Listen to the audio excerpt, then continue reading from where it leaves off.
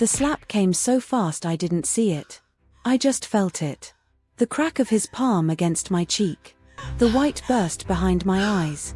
The way the world tilted sideways all at once and my legs stopped working and the marble floor came up to meet me before I could do anything about it.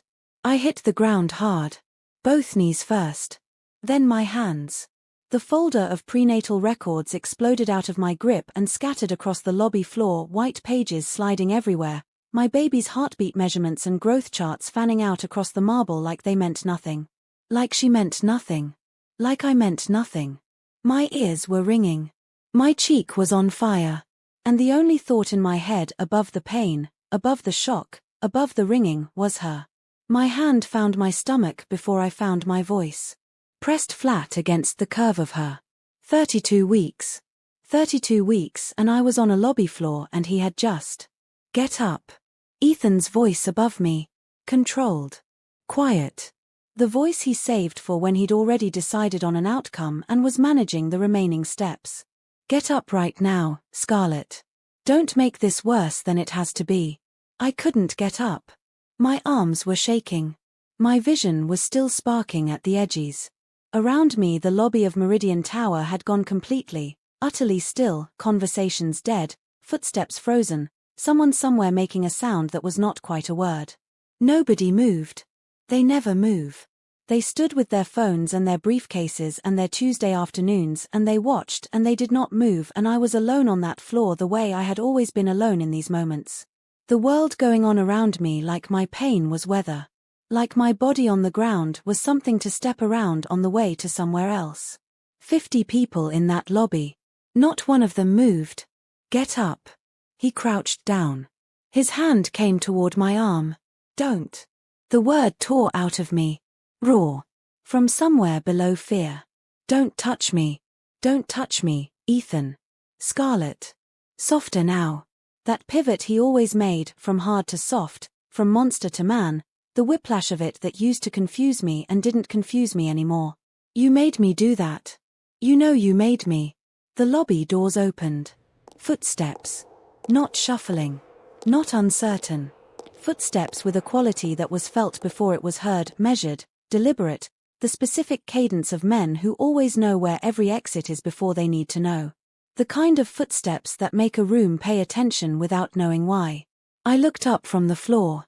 He was already halfway across the lobby. Hyun-Soo was not walking fast. He never walked fast. But something in the way he was moving had none of its usual ease. His jaw was set like something cast in iron and left to cool. His eyes, dark and flat and always so precisely controlled, eyes that looked at the world the way a blade looks at what it's about to cut, were fixed on me on that floor with an expression I had never seen on his face in 7 months. Not once. Not in any room. Not in any situation. Not cold. Not operational. The black serpent tattoo coiling up the left side of his neck seemed darker than I had ever seen it.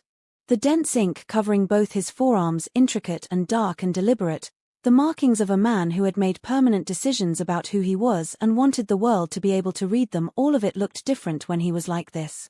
Not decorative. Armor. Worn before a war. His hands. His hands were what stopped my breath. I had watched those hands do 100 ordinary things, hold a coffee cup, turn a page, press flat against my belly to feel Aurora move. I knew those hands. But right now they were hanging at his sides in the specific, terrible stillness of hands that have been emptied of everything they usually carry and are waiting to be filled with something else entirely. His rings were already gone. All 5 of them. Already sitting in his man's palm without anyone having asked, without anyone having been told, just the quiet protocol of men who knew what it meant when Hyun-Soo Lim's hands came bare. He looked at me on that floor. At my hand pressed against my stomach. At my cheek. The muscle in his jaw jumped. Once. Just once.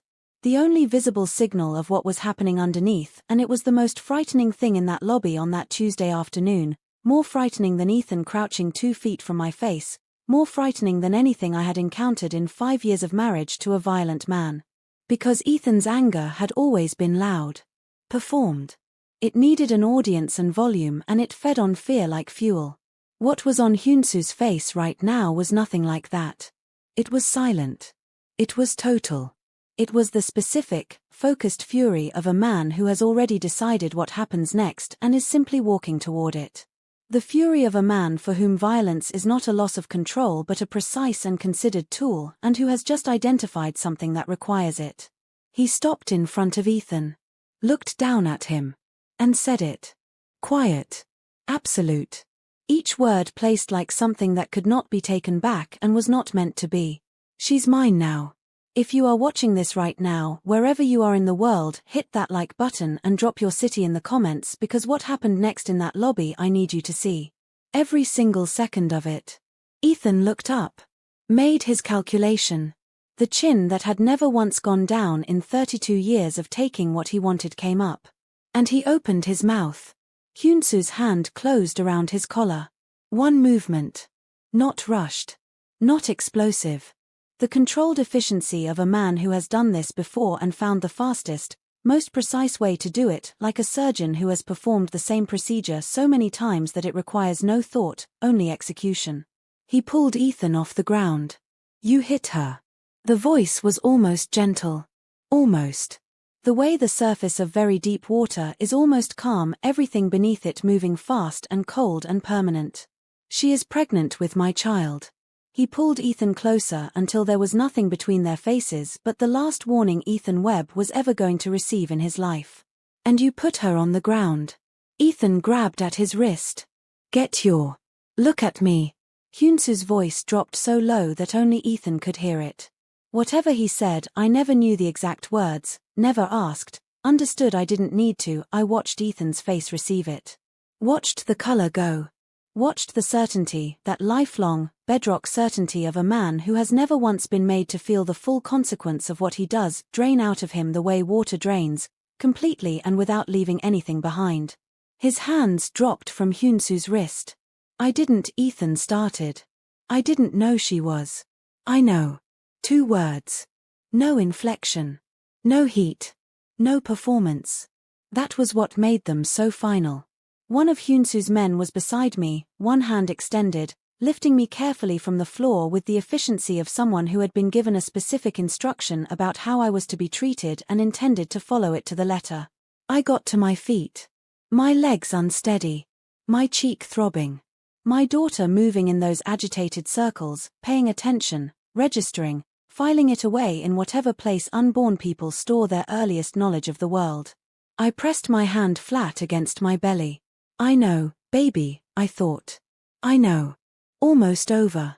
Hyun-Soo had not looked away from Ethan. He held him there for one moment longer. Held him in that grip and in that gaze and let him understand, fully, completely, without any remaining ambiguity, exactly what he had walked into today. Exactly what he had done. Exactly what it was going to cost him. Then he released him. Stepped back. And looked at Ethan the way you look at something you have already finished with. Leave, he said. That was all. One word. Ethan left. He walked across the marble and through the revolving door, and I watched him go and felt the specific shaking relief of someone who has been held underwater for a very long time and has finally broken the surface. 3 days later Ethan Webb was reported dead. Accident, the news said. Tragic and sudden and under investigation. His attorney issued a statement. His family was notified. I read it on my phone at the kitchen table. I put it down. I looked at Hyun-Soo across that same table, drinking his coffee, reading something on his own phone, entirely unbothered by the morning. The serpent on his neck. The ink on his hands wrapped around a white cup like they were made for ordinary things. I didn't ask. He didn't explain. Some things don't need to be said between 2 people. Some doors stay closed and both of them understand why and neither of them reaches for the handle. I picked up my coffee. He looked up at me over his phone. Those dark flat eyes. How is she today? He said. I put my hand on my stomach. Aurora pushed back. Decisive. Opinionated. Entirely certain of her position on everything. Loud, I said. Something moved through his expression. That thing that only surfaced in the mornings, in the quiet, when there was nobody watching except me. Good, he said. And went back to his phone. But I need to take you back. Because this story doesn't start in that lobby. It starts 7 months earlier, in a club 3 blocks from the office on the worst Thursday of my life, and it starts with a decision neither of us meant to make. My name is Scarlett Collins. 28 years old. Memphis-born, Atlanta-made. I grew up in Orange Mound, the kind of neighborhood that teaches you before you're 10 that nobody is coming to save you, so you better learn to save yourself. My grandmother raised me and my brother Darius after our mother got sick. Ironed her church clothes on Saturday nights. Stretched every dollar until it hollered. Taught me that a woman with her back straight and her eyes clear was a woman nobody could keep down forever. I should have applied that lesson sooner.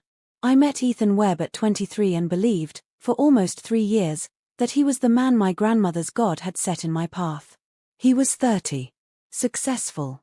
Magnetic in the specific way that men who know their power are magnetic, making you feel like the sun was shining specifically on you when he was in the room. Like being seen by him meant something about you.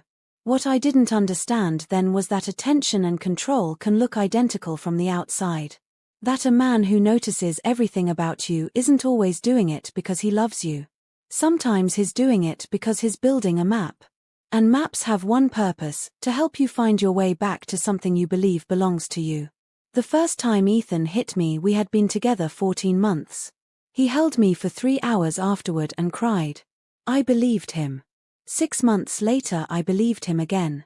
I kept believing in the version of him that existed in the aftermath, the remorseful, desperate, tender version, because it was easier than accepting that the aftermath was the performance and the violence was the truth. I tried to leave twice.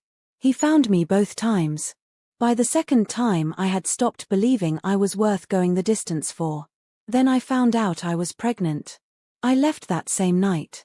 But the real beginning wasn't the night I left Ethan. The real beginning was 8 months ago.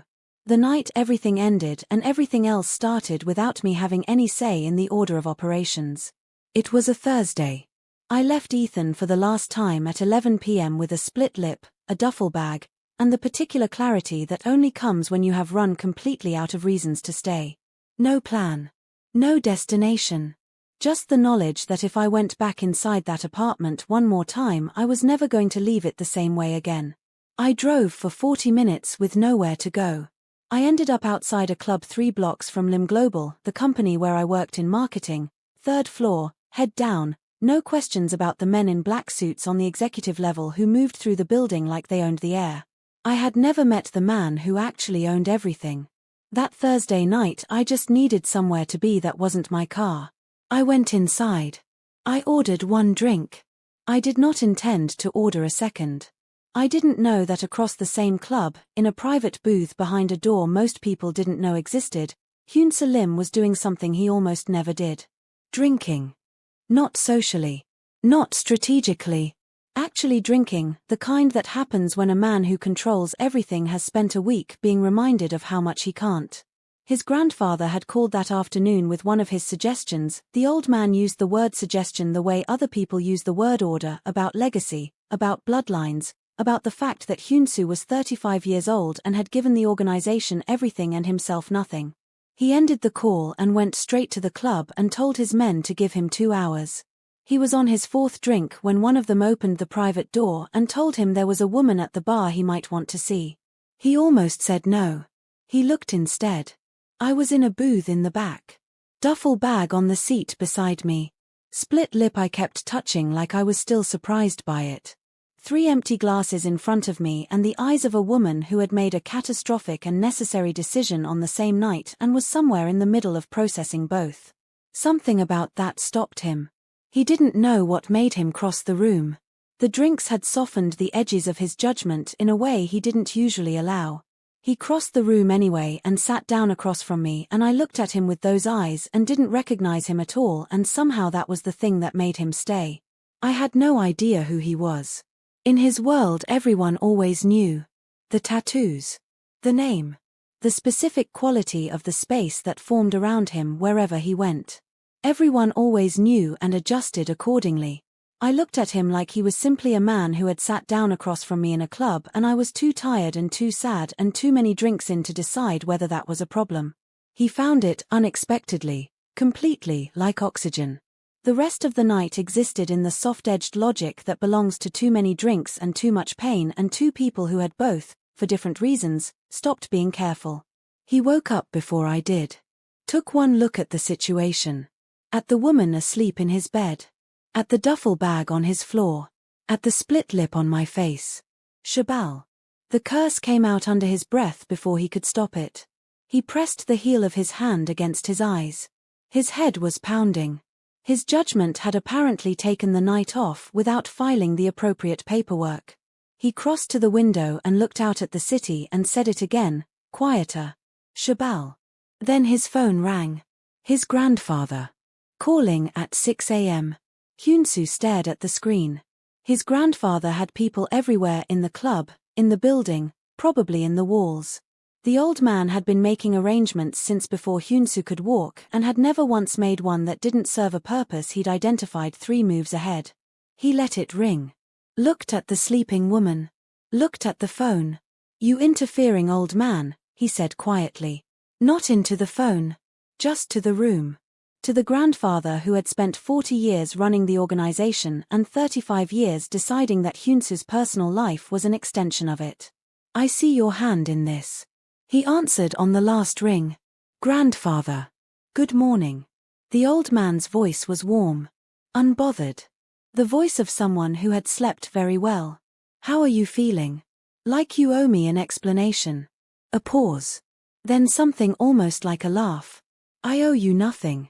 I simply made sure you were in the right place at the right time." Another pause. "She works for us, you know. 3rd floor. Marketing. Very talented. Good instincts. The satisfaction of a man who has executed a plan and is in no hurry to pretend otherwise. Her name is Scarlett Collins." Hyun-Soo said nothing for a long moment. Looked at the duffel bag. At the split lip. At the exhaustion on my sleeping face that told him I had come from somewhere difficult and had nowhere safe to go. "This isn't a dynasty arrangement," he said. "Low. Flat."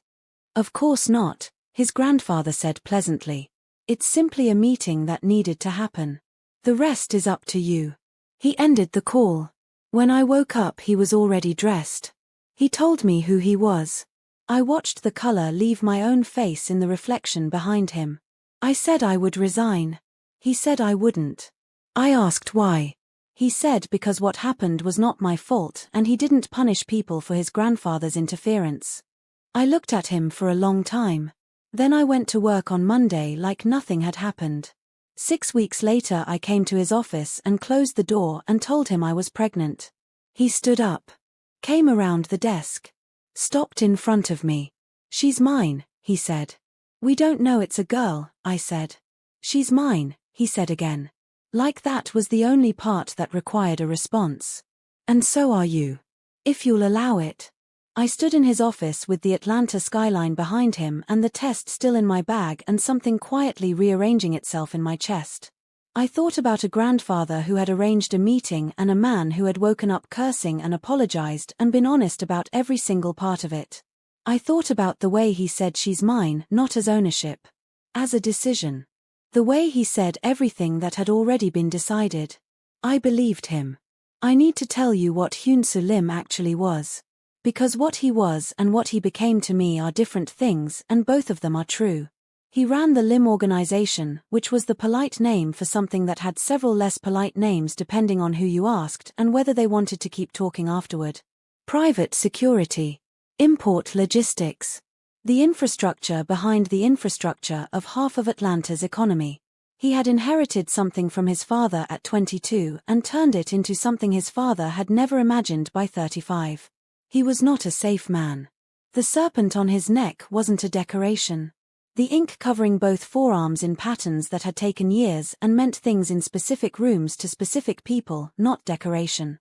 The men who moved when he moved without being instructed. The way rooms reorganized themselves around him before he'd spoken a word. The specific quality of his eyes, dark and flat and patient with the particular patience of a man who is never surprised by anything because he anticipated everything 3 steps ago. None of it was incidental. None of it was performed. All of it was simply what he was, assembled over decades, as natural to him as breathing. He was cold with the world. The operational stillness. The voice that delivered information without inflection and received it the same way. His own men were careful around him, not afraid exactly, but careful, the specific wariness you develop around something powerful that you respect enough to never underestimate. With me he was different. Not soft. He did not do soft. But present in a way I had never experienced from anyone. Fully, specifically, completely present. He noticed the exact crackers I kept beside the bed for nausea. The way I checked the window lock twice every night without thinking about it. The lower back pain I mentioned once and never mentioned again, which he addressed by sending a prenatal specialist to my door the following Thursday without announcing it. He touched my belly for the first time 3 weeks in. Just placed his palm flat against the side where Aurora was pushing and went completely still. Like he was listening. Like they were already having a conversation I wasn't part of yet. She's strong, he said. She has opinions about everything, I said. Something moved through his expression. The cold surface shifted. Good. He looked at me. She should. She was his. The timing made it certain. And he had known since the night I told him, had gone still the way he went still when something mattered fully, and placed his hand on my stomach and said quietly, "She will never be afraid of anything." "You can't promise that," I said. "I can promise," he said, "that anything she should be afraid of will have to go through me first." I understood exactly what that promise meant after the Tuesday in the Meridian Tower lobby. Ethan found out about the pregnancy a month after the lobby. I don't know how. Maybe someone who knew someone. Maybe he'd been watching longer than I realized. But he found out and the letter arrived through my attorney, formal, legal, precise. A paternity claim. His attorney arguing that as the potential biological father he had rights that superseded any protective order. Every word of it technically correct. Every word of it a mechanism to keep himself tied to my life regardless of what I had built on the other side of leaving him. My hands were shaking when I called Hyun-Soo. He came within 20 minutes. Read the letter standing. Set it down. He's not done, I said. Even after the lobby. He thought the lobby was the end of it, Hyun-Soo said. It wasn't. He looked at me. It's being handled. Handled how? Legally first. He said it precisely. Like the word first was important. Like what came after the legal handling was something he had also already decided and simply wasn't going to discuss right now. His legal team filed responses the same day. Documentation assembled so comprehensively, every incident report, every hospital visit, every violation, every pattern made visible, that by the second week Ethan's attorney's strategy had shifted from offense to trying to limit damage. But the letters kept coming. The calls to my attorney. The motions. Each one a reminder that Ethan Webb had decided I could be managed from a distance the same way he had managed everything else. I stopped sleeping well. Started checking the locks again. Started carrying my phone in my hand at all times instead of in my bag. Hyun-Soo noticed. Of course he noticed. He came to the apartment one evening and sat across from me at the kitchen table and looked at me for a long moment and said, "Tell me what's happening inside your head right now. Not, are you okay? Not, it'll be fine. Tell me what's happening." I looked at him. At the serpent. At the ink. At the flat dark eyes that had crossed a lobby in 6 steps because I was on the floor. I spent 5 years learning to live inside his reach, I said. I keep waiting for him to appear. In the parking garage. Outside the building. Everywhere I go I'm already calculating the exit before I walk in. He was quiet for a moment. Then, he won't appear. You can't know. I know. The finality of it. The absolute, unqualified certainty. Scarlett. Look at me. I looked. He will not appear. I have made certain of it. What you are feeling is your body not yet understanding that the threat has already been removed. He held my eyes. Give it time. The fear will catch up to the reality. What reality? I said. That you are safe, he said. That she is safe. That I have already decided this and decisions I make do not get unmade. I looked at him for a long time. Then I believed him. For real. Not just heard it. Believed it all the way down. Aurora Joy Lim came into the world on a Wednesday at 3 in the morning. 7 pounds 2 ounces. Dark hair. Hyun-Soo's jaw set from the first breath like she had positions she intended to defend. My eyes. My grandmother's stubbornness arriving intact and fully operational and clearly planning to stay permanently. She came in screaming. Not the fragile sound of a newborn. A declaration. Full-throated and certain and entirely serious about being heard. The delivery nurse laughed out loud. I cried. The ugly releasing kind I had been holding since that Memphis hotel bathroom, 7 months and 5 years of everything coming out at once with my daughter against my chest and my hand curved over her small dark head. I looked at her face, this face I had been protecting before I ever saw it, and said out loud, just for her, just the two of us. We made it, baby. We're here. Nobody is taking you anywhere. Not ever. Hyun-Soo had driven me to the hospital at midnight without complaint. One hand on the wheel, the other managing whatever his organization required at 2 a.m., because Hyun-Soo Lim was constitutionally incapable of a single unproductive moment. He sat in the waiting room for 3 hours without asking for a single update. The nurses told me later, with the specific tone of women who have processed many nervous fathers and found this one unusual, that he had sat completely still in the same chair the entire time. Not pacing. Not asking. Just there, with the focused absolute patience of a man who has decided this is exactly where he needs to be and has no interest in being anywhere else on earth. When they let him in, he stood in the doorway. I want to tell you what his face did. I want to tell you that Hyun-Soo Lim, who had stared down Ethan Webb in a lobby and pulled him off the ground with one hand, who had sat behind me through weeks of legal proceedings like an immovable wall, who had made a call or sent a man or done whatever it was he did that resulted in Ethan Webb appearing in a Tuesday morning news report as a tragic accident, I want to tell you that this man stood in a hospital doorway and looked at Aurora Joy Lim for the first time and came apart. Quietly. Completely. The way a structure gives way when the thing it was built to hold no longer needs holding. The cold surface didn't crack. It dissolved. The operational stillness didn't waver. It simply stepped aside, like it understood that this particular moment required the man underneath it and not the armor. He crossed the room. Sat beside me. Looked at her for a long time without speaking. She has your eyes, he said. His voice was rough in a way I had never once heard from him. She has your jaw, I said. The corner of his mouth moved. He held out one finger. Slow. Careful. Asking with the gesture. Aurora grabbed it. Both tiny hands. Immediately. The total unconscious certainty of someone who has done her assessment and reached her conclusion and has zero interest in anyone's counterargument. Hyun-Soo went completely still. Looked at her hands around his finger. Looked at her face. And something crossed his expression that I had never seen there before and will never forget, the cold flat surface gone entirely, replaced by something open and present and completely undone. He said, quietly, only to her, like the rest of the world had ceased to be relevant. Hello. I've been waiting for you.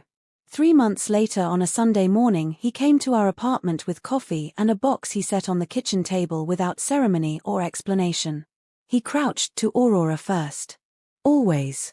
Got to her level and let her grab his fingers and deliver her full morning report on the state of things, the ceiling fan, the stuffed giraffe situation, her position on the temperature of the room, all of it.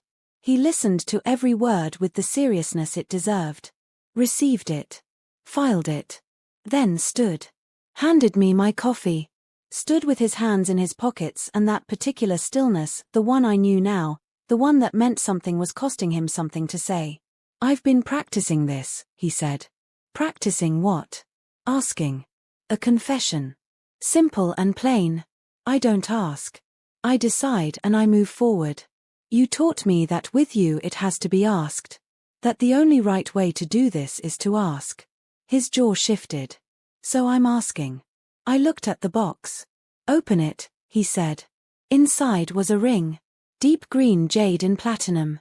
The band engraved on the inside with 5 Korean characters. I have already decided. I want to be her father, he said. Legally. Completely. Every document and every room and the rest of her life. He held my eyes. And I want to be yours. Not because of anything I did that was never a transaction. Because you are the only person I have ever wanted to be known by. Not feared. Not respected. Known. He paused. Will you let me? Not a question. A request. The difference mattered completely. I thought about a lobby on a Tuesday afternoon. A man crossing marble in 6 steps because I was on the floor. I thought about a grandfather who had arranged a meeting and a man who had woken up cursing and been honest about every single part of it. I thought about 3 months of letters and motions and a man sitting across from me at a kitchen table saying give it time, the fear will catch up to the reality. I thought about I have already decided. Yes, I said. You already know it's yes. He crossed to me and slid the ring onto my finger and held my hand in both of his. Bare today. No rings of his own. I understood by now that bare hands always meant he had made his decision before he arrived and was fully committed to what came next. Hyun-Soo. Yes. What you said in the lobby. I looked at the jade. At those 5 characters in a language I was learning 1 word at a time. Say it again. He looked at me.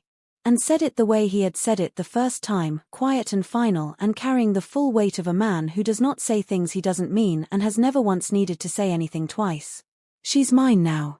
On the mat at our feet Aurora slapped both hands down hard. The Lim women had spoken. 6 months later Hyun-Soo called on a Thursday night. There is a man named Chairman Woo, he said. No greeting. He always began from where the information was. He does business in territory that overlaps with mine. 3 days ago he learned about you. About Aurora. A pause. Deliberate. Measured. He will see you as leverage. As a way to reach me. His voice was even. Factual. The voice he used when he was giving me truth instead of managing me. I need you to know this before he acts on it. And I need you to know I have already decided what happens to him if he tries. I sat in our apartment. Aurora asleep in the next room. Atlanta doing its Thursday night thing outside, indifferent and enormous and entirely unaware. You're telling me instead of just handling it, I said. Yes. Why? Because you are not someone I manage, he said. You are someone I tell the truth to. The roughness that only came into his voice when it was just us. And because I made a promise. That anything she should be afraid of would have to go through me first. His voice dropped. Chairman Woo is about to find out what that promise costs. I looked at the ring on my finger.